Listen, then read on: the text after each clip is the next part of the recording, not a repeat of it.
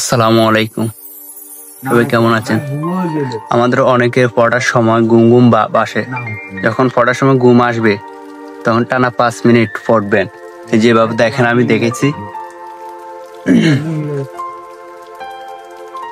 কোনো কিছু খুলতে যাওয়ার অর্থে অ্যাবাউট টু ওপেন ব্যবহৃত হয়েছে। কোনো কিছু খুলতে যাওয়া অর্থে অ্যাবাউট টু ওপেন ব্যবহৃত হয়েছে। কোনো কিছু সম্বন্ধে বলা অর্থে অ্যাবাউট ব্যবহৃত হয়েছে। কোনো কিছু সম্পর্কে জানাতে অ্যাবাউট ব্যবহৃত হয়েছে। কোনো কিছু সম্বন্ধে জানতে চাওয়া অর্থে অ্যাবাউট ব্যবহৃত হয়েছে।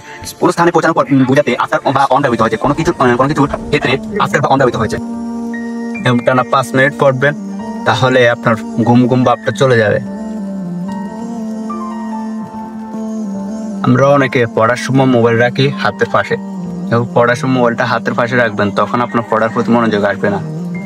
মোবাইলটাকে আপনি পড়ার টেবিল থেকে দূরে রাখবেন, যেন ফোকাসটা আপনার মোবাইল ফোন না পড়ে। ঠিক আছে? সব সময় মোবাইলটা হাতের কাছ থেকে দূরে রাখবেন, তখন যে আমাদের মাইন্ড ফ্রেশ থাকে, পড়ার প্রতি একটা মনোযোগ আসে।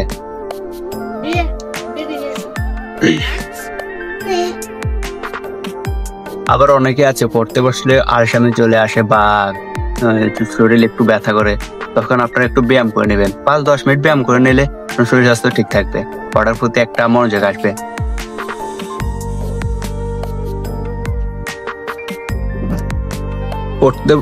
পড়তে বসলে অনেকের ঘুম চলে আসে বা চোখে একটু ঝিমঝিমানি ব্যথা করে, তখন কি করবেন? তখন চোখে পানি দেবেন। পানি দেওয়ার পর চোখটা একটু দেখবেন, চোখের পাতা ভালো লাগবে।